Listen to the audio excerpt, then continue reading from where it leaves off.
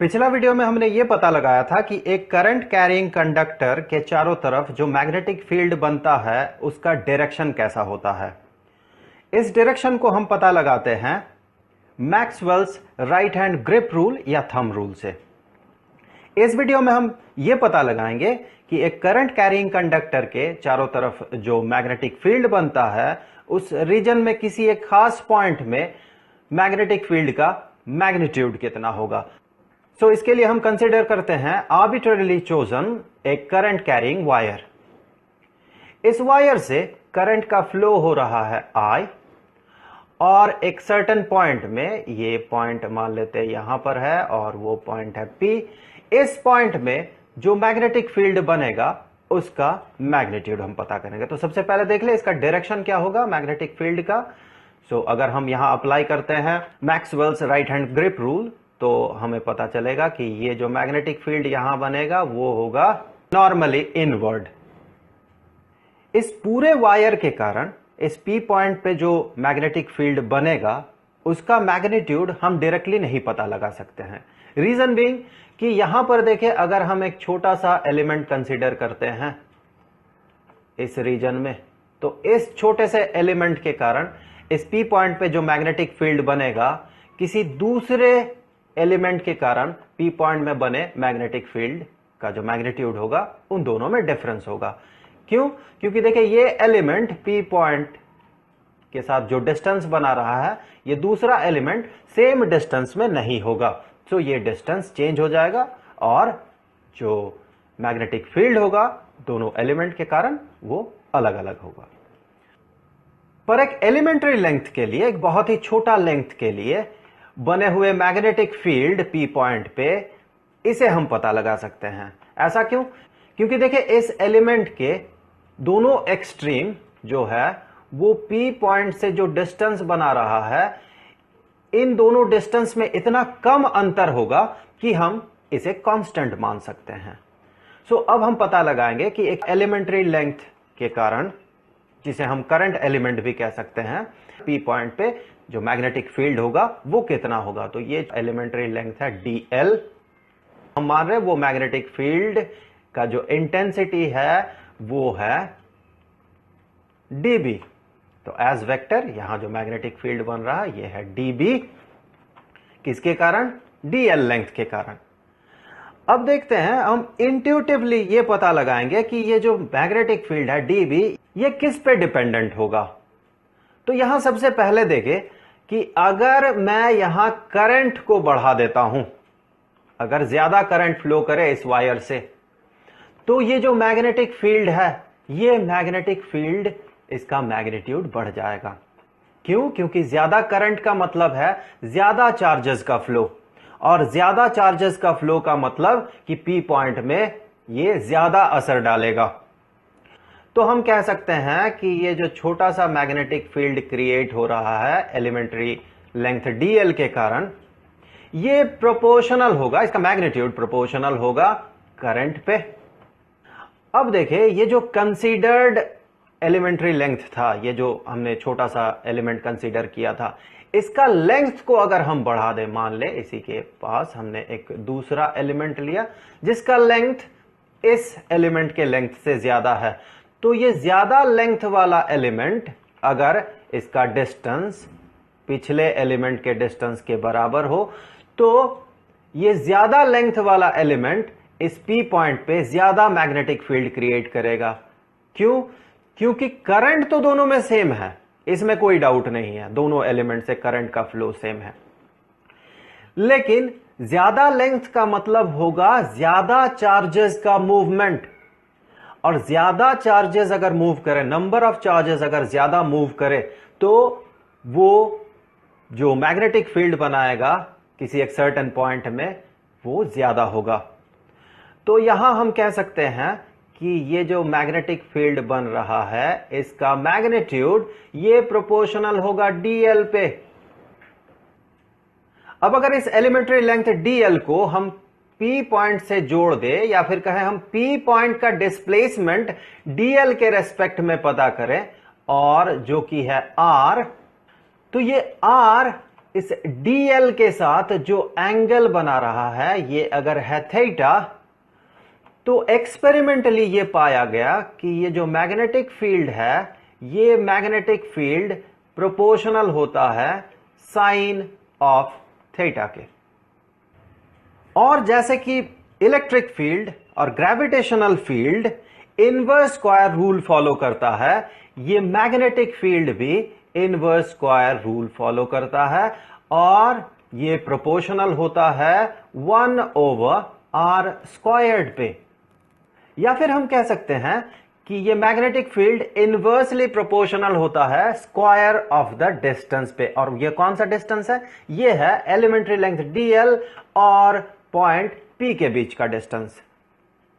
तो इन सभी को अगर हम कंबाइन कर देते हैं तो एज होल हम कह सकते हैं कि ये मैग्नेटिक फील्ड का मैग्नीट्यूड ये प्रोपोर्शनल होगा I into dl into sine of theta divided bye r squared पे। इस प्रोपोर्शनलिटी साइन को हटा के अगर हम इक्वालिटी साइन लाते हैं तो हमें एक कांस्टेंट ऑफ प्रोपोर्शनलिटी इंट्रोड्यूस करना होगा। हम मान रहे हैं ये कांस्टेंट ऑफ प्रोपोर्शनलिटी k है, वैसे ये कूलॉम्स कांस्टेंट नहीं है, मैं आपको बता दूं, इस पे हम आगे चर्चा करेंगे। तो constant of proportionality into I into dl into sine theta divided bye r squared. हम इस कांस्टेंट ऑफ प्रोपोर्शनलिटी को एक्सप्रेस करते हैं म्यू नॉट ओवर 4 पाई से, और इसका वैल्यू होता है 10 टू द पावर -7। यह हो गया इसका न्यूमेरिक वैल्यू, और इसका जो यूनिट होता है वो होता है टेस्ला मीटर पर एम्पियर। हम थोड़ा सा इसके यूनिट में चर्चा कर लेते हैं कि ऐसा क्यों होता है। यहां पर देखें, इस इक्वेशन के लेफ्ट हैंड साइड में मैग्नेटिक फील्ड अपीयर कर रहा है। हमें पता है इसका जो यूनिट होता है ये होता है टेस्ला। तो k का वैल्यू कुछ ऐसा होना होगा कि ये जो पूरा एक्सप्रेशन है, ये पूरा एक्सप्रेशन का यूनिट हो जाए टेस्ला। तो k में एक टेस्ला है। अब देखिए, न्यूमरेटर में dl अपीयर कर रहा है और डिनोमिनेटर में r स्क्वायर। यहां dl चूंकि एक लेंथ है और r ये भी एक लेंथ है, तो ultimately dl over r squared इसका यूनिट होगा पर मीटर। इस पर मीटर को कैंसिल करने के लिए ये मीटर, और यहां न्यूमरेटर में देखें ये I जो कि करंट है जिसका यूनिट होता है एम्पियर, उस एम्पियर को कैंसिल करने के लिए पर एम्पियर। तो फाइनली इस पूरे एक्सप्रेशन का जो यूनिट होगा वो होगा टेस्ला। इस म्यू नॉट को कहा जाता है absolute permeability of free space, अर्थात हम जो मैग्नेटिक फील्ड कंसीडर कर रहे हैं जिस रीजन में, वो रीजन है फ्री स्पेस, अर्थात किसी मीडियम के अंदर नहीं, हम फ्री स्पेस में जो मैग्नेटिक फील्ड बनेगा उसका मैग्नीट्यूड पता कर रहे हैं। तो इस म्यू नॉट को हम क्या कहते हैं? ये है absolute permeability of free space.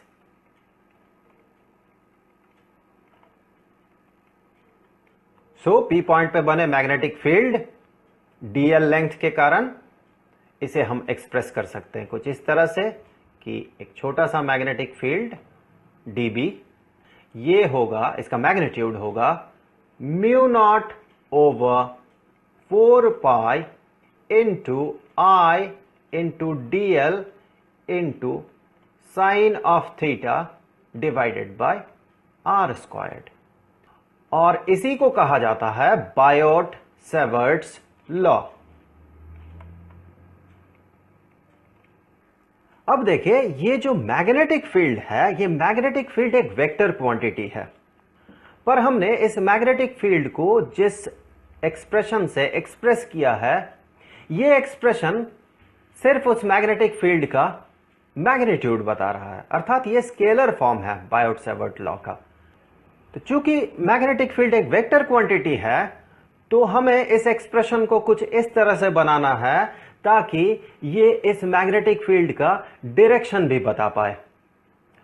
तो इसके लिए मैं फिर से कंसीडर कर लेता हूं ये करंट कैरिंग कंडक्टर, जिसमें एक हमने एलिमेंट्री लेंथ कंसीडर किया और एक पॉइंट P जिसमें हम मैग्नेटिक फील्ड पता कर रहे हैं, और इस मैग्नेटिक फील्ड का डायरेक्शन कैसा होगा, ये होगा नॉर्मली इनवर्ड।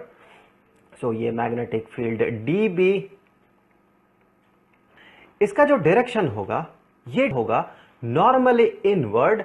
तो मैं ये मान लेता हूं कि उस डायरेक्शन में, नॉर्मली इनवर्ड डायरेक्शन में जो यूनिट वेक्टर है वो है n कैप, या फिर कहे ये जो डायरेक्शन है इसे हम n कैप से इंडिकेट कर रहे हैं। हमें यही पता लगाना है कि n कैप होगा कितना। अर्थात अगर हम इस पूरे इक्वेशन में राइट हैंड साइड के एक्सप्रेशन में n कैप अपेंड कर देते हैं तो इस मैग्नीट्यूड को मिलेगा ये डायरेक्शन जो कि मैग्नेटिक फील्ड का डायरेक्शन है। तो ये बन जाएगा एक वेक्टर क्वांटिटी। तो हमें वही करना है। उससे पहले हमें क्या करना है, इस n कैप का मान पता करना है। यहां देखिए ये dl लेंथ है और करंट फ्लो हो रहा है इस पूरे वायर से I, अर्थात dl से भी करंट फ्लो कर रहा है I। साथ ही साथ ये एलिमेंट्री लेंथ इस पॉइंट से r डिस्टेंस दूर है, या फिर कहें इस पॉइंट का जो डिस्प्लेसमेंट है dl से वो डिस्प्लेसमेंट है r। यहां पर अगर हम I और dl को एक साथ कंसीडर करें तो ये एक वेक्टर क्वांटिटी बन जाएगा। कैसे? ये I अर्थात करंट का मैग्नीट्यूड और dl का जो मैग्नीट्यूड होगा, जो लेंथ होगा, इन दोनों को मल्टीप्लाई करें तो उस वेक्टर का मैग्नीट्यूड बनेगा। और I का जो डायरेक्शन है अर्थात करंट का जो डायरेक्शन है वो डायरेक्शन उस क्वांटिटी को डायरेक्शन देगा और उसे वेक्टर क्वांटिटी बनाएगा। सो यहां पर I dl ये एज होल एक वेक्टर क्वांटिटी है। और एक वेक्टर क्वांटिटी है हमारे पास, वो है r अर्थात डिस्प्लेसमेंट पॉइंट P का dl से। तो अगर हम इन दोनों वेक्टर्स का क्रॉस प्रोडक्ट कंसीडर करें तो जो वेक्टर हमें मिलेगा उसका डायरेक्शन कैसा होगा। तो उसके लिए हम 3 परपेंडिकुलर एक्सीज चूज कर लेते हैं। वो 3 परपेंडिकुलर एक्सीज कुछ इस तरह का। हमने सबसे पहले एक वेक्टर कंसीडर किया वर्टिकल एक्सिस में, जिसे हम नाम दे रहे हैं वेक्टर A। उसी तरह का एक वेक्टर हमने कंसीडर किया वेक्टर B। तो इन दोनों वेक्टर्स का जो क्रॉस प्रोडक्ट होगा A क्रॉस B, उसका डायरेक्शन क्या होगा। राइट हैंड स्क्रू रूल से देखें, उस वेक्टर का जो डायरेक्शन होगा वो डायरेक्शन कुछ ऐसा होगा। ये डायरेक्शन हो गया A क्रॉस B का।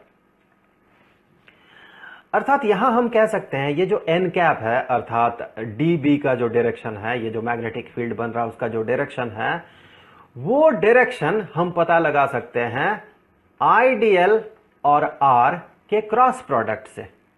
तो हम यहां पर कहेंगे ये जो n है, यूनिट वेक्टर n, या फिर कहे ये जो डायरेक्शन है dB का, ये है IDL जो कि एक वेक्टर क्वांटिटी है, उसके साथ डिस्प्लेसमेंट का क्रॉस प्रोडक्ट। तो ये तो हो गया एक वेक्टर क्वांटिटी।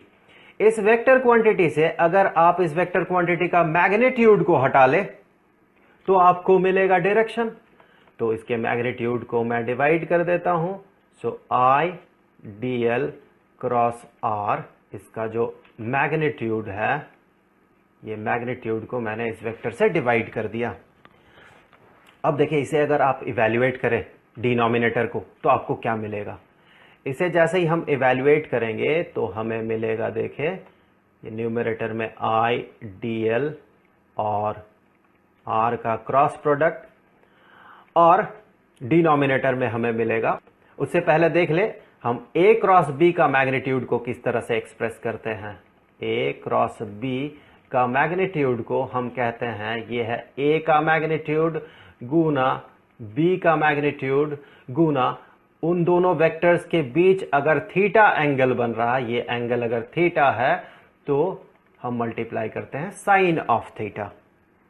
तो उसी तरह से I dl क्रॉस R का जो मैग्नीट्यूड होगा उसे हम ऐसे लिख सकते हैं I dl का मैग्नीट्यूड गुना R का मैग्नीट्यूड अर्थात डिस्प्लेसमेंट का magnitude into sine of theta. ये थीटा कौन सा एंगल है? थीटा है आइडियल और आर के बीच का एंगल, अर्थात ये एंगल थीटा, जिसे कि हमने पिछले एक्सप्रेशन में भी यूज किया था। यहां पर जो थीटा था, ये थीटा डीएल और आर के बीच का एंगल था। तो फिर इससे आगे इस मैग्नेटिक फील्ड को अगर हम पूरी तरह से एक्सप्रेस करते हैं तो हम लिखेंगे ये है डी बी, जो कि बराबर होगा mu naught divided by 4 pi into I D L sine theta, यहां पर देखें, डिवाइडेड बाय आर स्क्वायर्ड, ये तो हो गया इसका मैग्नीट्यूड। अब इसका जो डायरेक्शन होगा ये होगा यूनिट वेक्टर एन, या फिर unit vector along the direction of the magnetic field dB, या फिर इन शॉर्ट कहें ये है डीबी का डायरेक्शन। अब अगर इस एन कैप का वैल्यू हम यहां से सब्स्टिट्यूट करते हैं तो देखें हमें क्या मिलेगा। तो हम कह सकते हैं कि डी बी ये बराबर हो जाएगा mu naught over 4 pi into I D L sine theta divided by R squared into N cap के जगह हम लिखेंगे I D L cross R divided by I D L into R into sine of theta. यहां पर देखें ये I denominator numerator cancel out, DL भी cancel out, और ये साइन थीटा और साइन थीटा डिनोमिनेटर और न्यूमरेटर से कैंसिल आउट। तो हमारे पास बचा हुआ है dB is equal to mu naught over 4 pi into I D L as vector cross displacement of point P from dl divided by r cubed। तो ये हो गया एक करंट एलिमेंट के कारण उसी के आसपास किसी पॉइंट में बने मैग्नेटिक फील्ड का एक्सप्रेशन वेक्टर नोटेशन में। तो ये हो गया vector form of Biot-Savart law.